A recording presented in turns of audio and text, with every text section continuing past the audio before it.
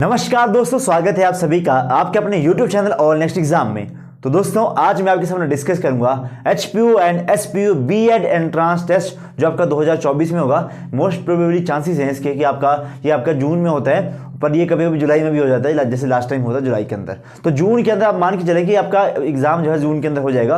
और HPU वाला तो जून के अंदर हो जाएगा, लेकिन जो SPU वाला अगर इन्होंने अपना एंट्रांस अलग से कंडक्ट करवाया तो उससे पहले भी ये हो सकता है।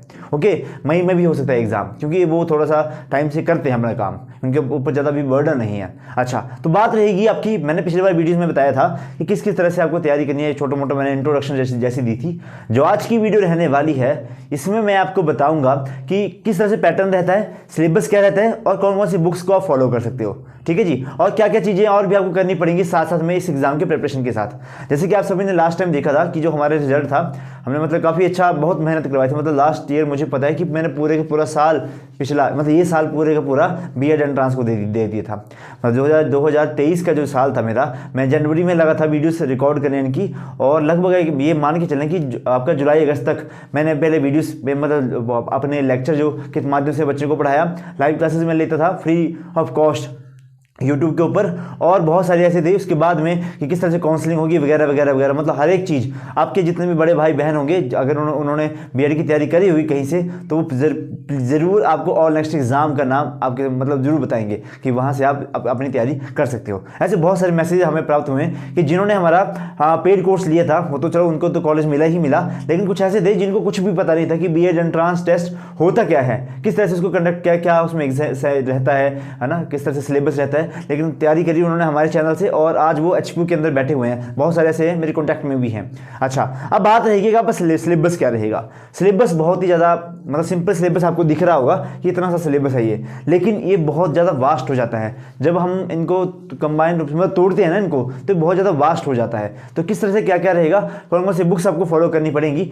एक बुक से कोई भी एग्जाम क्वालिफाई नहीं होता है, मैं बार बार कह रहा हूँ। मेरे को बहुत सारे मैसेजेस आते हैं कि सर हम कौन सी बुक लें कि हमारा बीएड एंट्रांस टेस्ट क्वालिफाई हो जाए।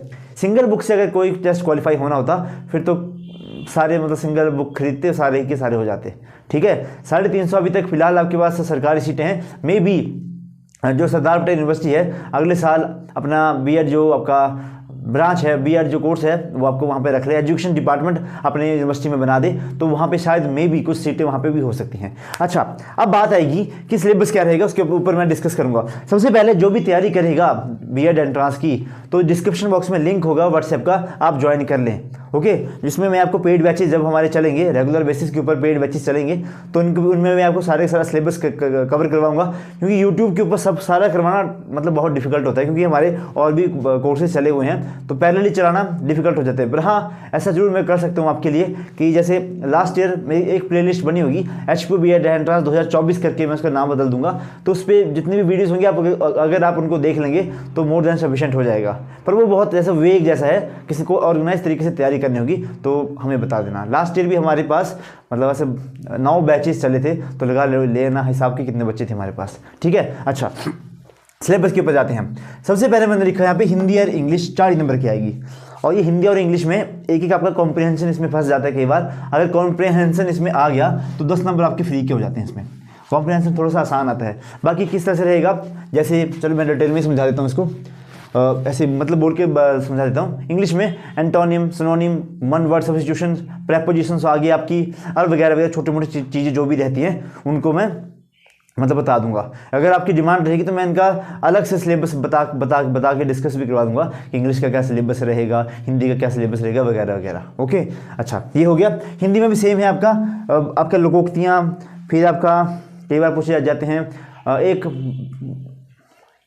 एक शब्द के लिए अनेक शब्द, पर्यायवाची शब्द, विलोम शब्द, ऐसे क्वेश्चन इसमें पूछे जाते हैं। मतलब हिंदी और इंग्लिश का पोर्शन थोड़ा सा आसान रहता है, पर इसने एक बार तो पढ़ना ही पड़ता है भाई। हिंदी का जो अगर विलोम शब्द भी कई बार फंस गया ना तो ऐसी तैसी करवा देता है, तो इसमें आपको थोड़ा सा ध्यान रखना है। 40 नंबर का आएगा, बहुत ज़्यादा वेटेज है इसका, और 40 में से लगभग मान के चले आपका 38 नंबर तो आपके प्रैक्टिस में आने ही चाहिए। बुक्स कौन सी फॉलो करें इंग्लिश के और हिंदी के लिए। अच्छा, जो मैं बताता हूँ जनरली मैं बुक्स जो बताता हूँ इंग्लिश के लिए एक आती है आपका नीतू सिंह की बुक आती है, नीतू सिंह की बुक आती है इंग्लिश के लिए। ये मेरी फेवरेट बुक है, मतलब मैंने बहुत फॉलो किया है इसको। बाकी कुछ लोग SP बख्शी को भी पढ़ते हैं, अरिहंत की आती है, पर वो वो उसमें बेसिक नहीं है, उसमें प्रैक्टिस के लिए बहुत कुछ है, लेकिन वो बेसिक नहीं है, वो बहुत थोड़ी हाई लेवल की है। इस बुक को पढ़ोगे आप, बहुत ज़्यादा बेसिक से इसमें हर एक चीज़ समझाई गई है। और जिसको इंग्लिश मीडियम से थोड़ी दिक्कत हो तो हिंदी मीडियम में भी ये बुक आती है, उसमें मतलब लिखा होता है कि ऐसा हमने इसलिए क्यों किया कि जो फर्स्ट पर्सन है यहाँ पे, मतलब हिंदी में समझाया होता है, तो काफ़ी ज़्यादा आसान रहता है। नीतू सिंह की बुक होती है, आपको मतलब ऑनलाइन मिल जाएगी, परचेज करनी होगी। अगर किसी को पीडीएफ चाहिए होगी तो मैं पीडीएफ्स भी अपने ग्रुप्स में शेयर करता रहता हूँ, तो उसमें आपको मिल जाएगी। अच्छा, हिंदी के लिए कोई भी ग्रामर आप चूज़ कर सकते हो, चाहे आपका ग्रामर हो ल्यूसेंट का, चाहे हो आपका व्याकरण भारती, ये तो व्याकरण भारती थोड़ा हाई लेवल का हो गया। ल्यूसेंट अगर आपने ले रखा हो या फिर इसको सब मोर देन सफिशिएंट है, या फिर अपने छोटे भाई बहनों की जो एमबीडी के पीछे एक छोटा सा ग्रामर होता है ना, उसको भी कर लेंगे तो मोर देन एनफ हो जाता है वो भी। अच्छा, अब बात है जीके वाले पोर्शन की। ये बहुत ज़्यादा वास्ट पोर्शन रहता है, इसमें करंट अफेयर भी आएंगे, इंडिया जीके भी आएगा और एचपी जीके भी आएगा। एचपी जीके का मैं यहाँ पे लिख देता हूँ। एचपी जीके के लिए जो मैं बुक फॉलो करता हूँ वो है आपका हिमाचल दर्पण। हिमाचल दर्पण के नाम से बुक आती है, काफ़ी अच्छी बुक है, उसी से ही आपका हो जाएगा इसमें से, मतलब अच्छी बुक है। बाकी कुछ जोगटा को भी फॉलो करते हैं, वो थोड़ी सी उसकी लैंग्वेज थोड़ी मुझे टफ लगती है। आप हिमाचल दर्पण को फॉलो कर सकते हैं, काफ़ी अच्छी बुक है हिमाचल के लिए। अच्छा, इसमें पढ़ना क्या है आपको, सिर्फ आपका यहाँ पे जियोग्राफी वाला पोर्शन आप यहाँ पे करें, बाकी एमसीक्यू वाले पोर्शन ही इसमें आपका रहेगा, ठीक है। बाकी थोड़ी बहुत और भी चीज़ें हम करवाते हैं बैचेज़ के अंदर, तो वो वहाँ से आपका हो जाएगा। कहीं से नहीं पढ़ना हो तो बैच ज्वाइन कर लेना, क्योंकि सारी बुक्स को परचेज करने लगोगे तो बहुत ज़्यादा बन जाएगा भारी भरकम बैलेंस, है ना। इससे अच्छा तो है कि बैच परचेज कर लो तो अच्छा हो जाएगा। ओके, अच्छा, नेक्स्ट रहेगी बात आपकी इंडिया जीके के लिए। इंडिया जीके के लिए जो मैं बुक फॉलो करता हूँ वो है ल्यूसेंट की बुक, ठीक है। One of the best book है ल्यूसेंट की, पर ल्यूसेंट सिर्फ उन्हीं को समझ में आती है जिन्होंने पहले थोड़ा बहुत पढ़ा होता है इसमें भी, क्योंकि इंडिया जीके में भी आपका पॉलिटी मोस्ट इंपॉर्टेंट है। एक बार क्या हुआ था, ये कमीशन और कमेटी ऑन एजुकेशन इसकी जगह पे पॉलिटी के क्वेश्चन पूछ लिए थे, है ना। अगर मान लो कि पॉलिटी के 10 क्वेश्चन पूछ लिए तो बहुत बड़ा वेटेज है वो पॉलिटी का, तो पॉलिटी को आप स्किप नहीं कर सकते। इसको तो आप मतलब जहाँ से बेस्ट जगह से पढ़ना चाहे वहाँ से इसको पढ़ सकते हैं, ठीक है। बाकी इसमें जियोग्राफी आती है और हिस्ट्री आती है। अब वही बात है, कैसे क्या पढ़ना है, क्या छोड़ना है। बैचेस के अंदर क्या होता है, आपको यही सिखाया जाता है कि छोड़ना क्या है, जहाँ से क्वेश्चन आने के चांसेस ना के बराबर हैं। क्योंकि अगर हम खुद से पढ़ने लगेंगे तो हम सब कुछ पढ़ डालेंगे और शायद उतना सफिशिएंट भी नहीं होता है और थोड़ा सा भूल भी जाते हैं, ऐसा भी बहुत कुछ होता है, ठीक है। तो ये सारी चीज़ के ल्यूसेंट बुक आती है। एक आती है आपके पास भारत दर्पण, और एक होती है धनकर पब्लिकेशन की है, मेरे को ऑथर का नाम भूल जाता है हर बार। धनकर पब्लिकेशन की है, इंग्लिश मीडियम की बुक आती है, अब तो शायद हिंदी मीडियम में भी आती है। बुक भी काफ़ी अच्छी है, धनकर पब्लिकेशन की बुक है। तरुण गोयल शायद नाम उसका, उस बुक से, ठीक है। तरुण गोयल की बुक है धनकर पब्लिकेशन की, ये बुक भी काफ़ी अच्छी है। इसके मैंने काफ़ी अच्छे रिव्यूज़ सुने हैं, ठीक है। मैंने थोड़ी सी पढ़ा था इसको, एक बार ही पढ़ा है मैंने इसको बेसिकली। तो मैं तो ल्यूसेंट को ही फॉलो करता हूँ, मैं इसी को ही पढ़ता था स्टार्टिंग से, मैं इसी को फॉलो करता हूँ। ये हो गया जीके की बात है करंट अफेयर की। तो इसमें हम जैसे कि 6 महीने के करवाते हैं, 1 महीने पर मंथ के हिसाब से आपको कुछ ना कुछ मटेरियल भेजते जाते हैं, ये सब कुछ वहाँ से आपका हो जाएगा। ओके, बाकी किसी को एक मैगजीन भी आ रही है भाई हमारी, तो आप वहाँ से इसको फॉलो कर सकते हैं, लेकिन वो मैगजीन थोड़ा सा हाई लेवल की है, मैं आपको रिकमेंड नहीं करूँगा उसके लिए। अच्छा, मैथ और रीजनिंग, बेसिकली पोर्शन जो इसमें रहता है वो रहता है आपका रीजनिंग का। अच्छा, ये 40 नंबर का आता है भाई, ये सारी चीज़ें, तो गलती से भी इसको स्किप ना कर दें, क्योंकि आपको पता है कि अगर आपका नंबर 105 से कम आए, 100 से कम आए, तो सरकारी सीट मिलना मुश्किल हो जाता है, ठीक है। और अलग अलग एचपी और अगर आप धर्मशाला के अलग अलग कट ऑफ देखें तो उसमें तो बड़े लाले पड़ जाते हैं। पिछली बार का पेपर बहुत गंदा आया था, लेकिन फिर भी जो हमारे स्टूडेंट थे भाई 115 123 तक हाईएस्ट नंबर लेके आए थे। मैं खुद हैरान था, मैं खुद सोच रहा था कि भाई इतना तो मैंने पढ़ाया भी नहीं था जितना वो बच्चा मतलब वो लेके आया था नंबर। पर वही था कि एक बच्चा, मैंने उनसे पूछा, बोले सर वही तो पढ़ाया आपने, जो पढ़ाया था वही तो सारा आया था। फिर हमें थोड़ी सी खुशी हुई, क्या ठीक है, मतलब कुछ तो बच्चों ने करा। अच्छा, ठीक है। अब रही बात आपकी मैथ और रीजनिंग की। मैथ के कुछ ही टॉपिक्स आते हैं हल्के बहुत बेसिक से, रीजनिंग का यहाँ पे बहुत वेटेज रहता है। देखो मैंने यहाँ पे 20 से 30 नंबर लिखा है, क्योंकि रीजनिंग और टीचिंग एप्टीट्यूड और एटीट्यूड में ये फेरबदल कर देते हैं। कई बार इसके 30 क्वेश्चन दे देंगे तो उसके 20 दे देंगे, कई बार इनके 25 तो इसके 25, कई बार इसके 30 इसके 20, इस तरह से इनका पैटर्न चलता रहता है। मतलब इन तीनों के अंदर शफलिंग आपकी पॉसिबल है। कई बार यहाँ पे 10 ही क्वेश्चन डालेंगे तो यहाँ पे इन दोनों से बढ़ा देंगे, कम कर देंगे, तो ये थोड़ा सा रहता है कि थोड़ा सा आगे पीछे करवा देते हैं ये। वैसे जो ऑफिशियल है वो मैंने आपको बता दिया, ऐसा सिलेबस का पैटर्न रहता है। पर HP वालों का आपको पता है कभी फॉलो तो करते नहीं पैटर्न को ये। अच्छा, रही बात आपकी रीजनिंग के लिए कौन सी बुक को फॉलो करें, तो रीजनिंग के लिए कोई भी बुक जो नॉर्मल लेवल, ज़्यादा हाई लेवल ना हो, उस बुक को फॉलो कर सकते हैं। बाकी रीजनिंग के लिए मैं अभी यूट्यूब के ऊपर सीरीज स्टार्ट कर रहा हूँ, पटवारी हो गया, पुलिस के लिए और BEd के लिए, तो आप वहाँ से भी कर सकते हैं, इसको आपका वहाँ से हो जाएगा। बाकी कहीं से ना करना हो तो पेड बैचेज में ज्वाइन कर लें, बड़ी से आपको तैयारी वहाँ पर करवाई जाएगी। ठीक है, इसके लिए कोई भी बुक जो मार्केट में अवेलेबल हो, इसको आप फॉलो कर सकते हैं। ठीक है, इसका सिलेबस भी बता दूंगा मैं, कभी डिस्कस करना होगा तो मैं इसका सिलेबस भी, मतलब ये मल्टीपल टाइम मैं वैसे बता चुका हूँ पहले, ये तो मैं अभी दोबारा से बता रहा हूँ। अच्छा, मोस्ट इंपॉर्टेंट है ये दोनों पोर्शन। मुझे लगता है कि जो किसी और टेस्ट की तैयारी कर रहा होता है वो इनको 1 2 3 40 80 और 80 और लगभग मान के चलिए 100 नंबर का जो रहता है ना वेटेज, उनको वो आराम से कर लेते हैं कि भाई जो और टेस्टों की तैयारी करो। जैसे भी हमारे साथ कोई पुलिस बैच में एनरोल होगा, कोई हमारे साथ पटवारी बैच में एनरोल होगा, तो उनके लिए तो ये पोर्शन बहुत आसान हो जाएगा। मतलब उनको ऐसा लगेगा कि हाँ ये तो बहुत ही ज़्यादा आसान है, ये तो हमने कर रखा है। जो मेरिट बनती है वो बनती है इन दोनों से, commission and committee on education और टीचिंग एप्टीट्यूड एंड एटीट्यूड। ये बहुत इंपॉर्टेंट। इनके जो फन फैक्ट क्या है कि इनकी कोई बुक भी मार्केट में अवेलेबल नहीं है, यूट्यूब के ऊपर भी इसका जो कंटेंट है वो ना के बराबर है, जो है वो मतलब इस तरह से अब वहाँ से क्वेश्चन नहीं आते हैं। मतलब इस तरह से अब इनका हो गया है इसका टोटल मिला के पैटर्न जो मैं आपको बात करता हूँ। बात है कमीशन और कमेटीज़ की कि आज़ादी के बाद, आज़ादी से पहले हमारे कौन से एजुकेशन थे। आपको पता है कि पहले तो हम मदरसों वगैरह में पढ़ा करते थे, मदरसे में क्या बोल दिया, गुरुकुल्स में पढ़ते थे, मदरसों में पढ़ा करते थे, है ना। फिर थोड़ा सा ऑर्गेनाइज तरीके से आया, फिर आपको हम पढ़ते कि थोड़ा सा मैकाले की शिक्षा पद्धति, बेसिकली हम वहीं से स्टार्ट करते हैं। लॉर्ड मैकाले आया था, फिर उसके बाद अलग अलग से लोगों ने आगे इंडिया को इन्फ्लुएंस करा, तो हम उनके बारे में सब कुछ पढ़ते हैं कि उन्होंने क्या क्या किया था इंडिया के लिए, एजुकेशन के लिए उन्होंने बेसिकली क्या क्या किया था। बेसिकली अंग्रेजों के टाइम से ही हम पढ़ते हैं। मैग्ना कार्टा आया, किसने भाई यूनिवर्सिटी एजुकेशन को प्रेफरेंस दी, किसी ने आपका जो बेसिक एजुकेशन थी उसको करा, किसने एलिमेंट्री एजुकेशन को, ये सारी के सारे जो पोर्शन रहता है वो सारा कमीशन और कमेटीज़ के अंदर आता है।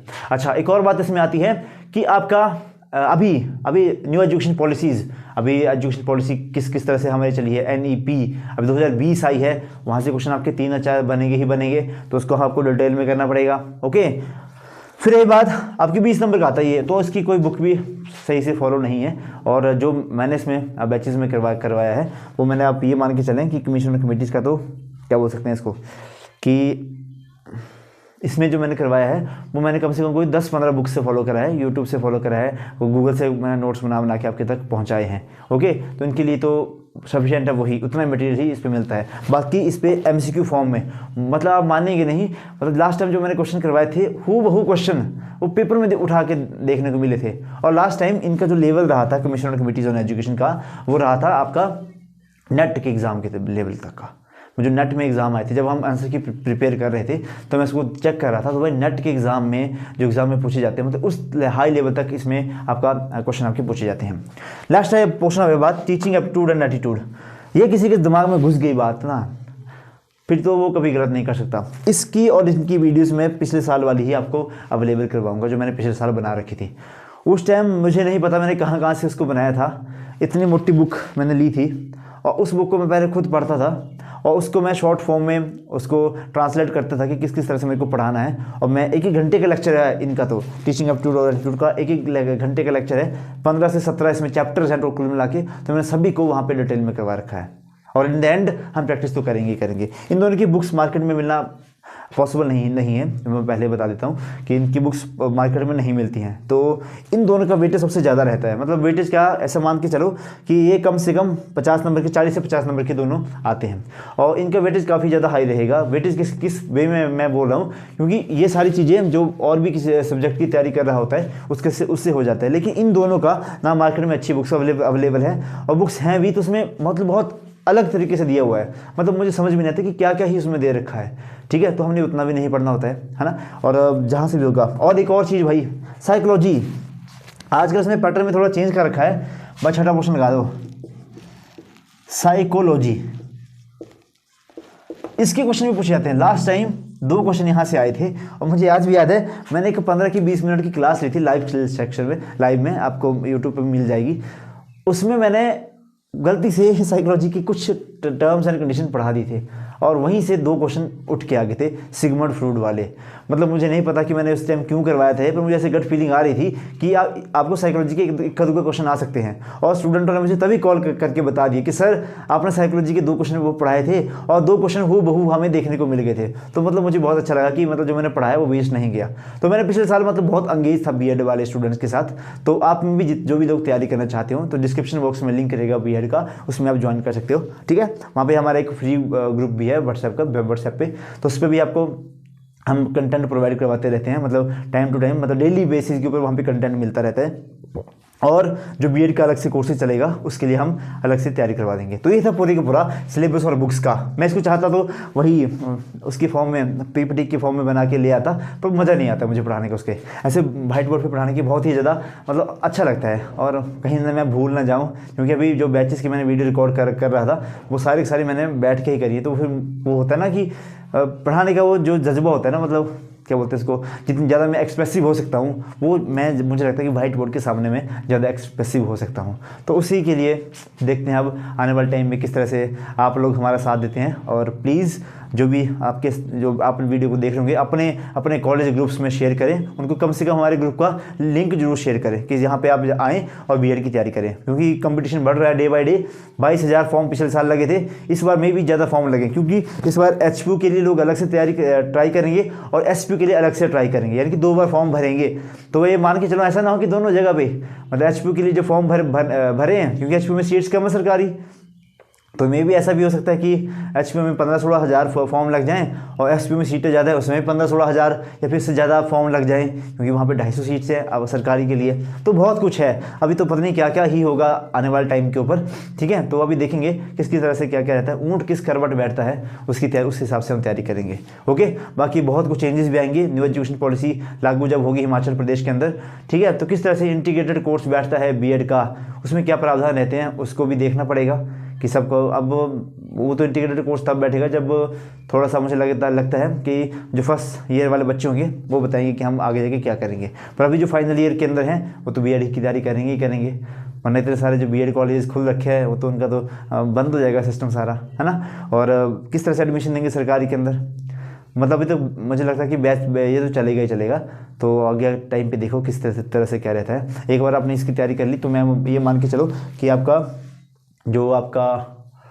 टेट की तैयारी है वो भी यहीं से 70% आपकी यहीं से ही हो जाएगी। ठीक है, तो ये सारी चीज़ें हैं। बाकी इस जीके के पोर्शन के अंदर अगर साइंस भी अगर वो ऐड करेंगे, साइंस के क्वेश्चन भी तो करवा देंगे, साइंस भी आपको करवा देंगे, डजेंट मैटर। ओके, तो ये सारी की सारी चीज़ें थी, मुझे लगता है कि मतलब मैंने समझा दिया। बाकी किसी का कोई भी डाउट होगा तो डिस्क्रिप्शन बॉक्स में लिंक है, उसमें ज्वाइन कर लेना आप व्हाट्सएप में, है ना, या फिर अकेडमी का नंबर मैं लिख देता हूँ यहाँ पे, इस पर भी आप हमें व्हाट्सएप कर सकते हो 9892 इस पे आप हमें व्हाट्सएप कर सकते हैं कि सर हमें बीएड के लिए बीएड वाला ग्रुप में ऐड कर दो, तो मैं आपको ऐड करवा दूँगा। तो ये थी सारी चीज़ें आपके लिए, सबके सामने। बाकी देखेंगे किस तरह से क्या क्या रहता है। जिसको फ्री में तैयारी करेंगी भाई 329 वीडियोस वहाँ पे बन चुकी हैं, तो उसमें से कम ये मान के चलो कि 150-200 वीडियोस तो पढ़ाने की ही हैं, तो आप वहाँ से भी अपनी तैयारी कर सकते हो। और जिसको मतलब नए पैटर्न के तरीके से पढ़ना होगा, क्योंकि हर बार हम कुछ ना कुछ सीखते ही हैं अगले साल के लिए, तो किस तरह से, क्योंकि इस बार मैं थोड़ा सा और भी इसको एनहांस करूँगा, थोड़ा सा और इसका लेवल थोड़ा आप लेके जाऊँगा, क्योंकि इन दोनों में जो बेसिक था वो तो मैंने समझा दिया है, लेकिन जो प्रैक्टिस का रहेगा वो मैं थोड़ा सा इस बार 1 लेवल अप करने जा रहा हूँ। क्योंकि लास्ट ईयर हमने देखा था कि पेपर बहुत गंदा आया था, तो मे भी क्योंकि हर 2 साल के बाद पैटर्न चेंज हो रहा है, पिछले साल का पैटर्न इस साल भी फॉलो होगा। तो यही चीज़ें थी आपके साथ जो मैं डिस्कस करना चाहता था। तो आज की वीडियो को हम यहीं पे समाप्त करते हैं। आपका दिन शुभ रहे, धन्यवाद, जय हिंद, जय हिमाचल, वंदे मातरम।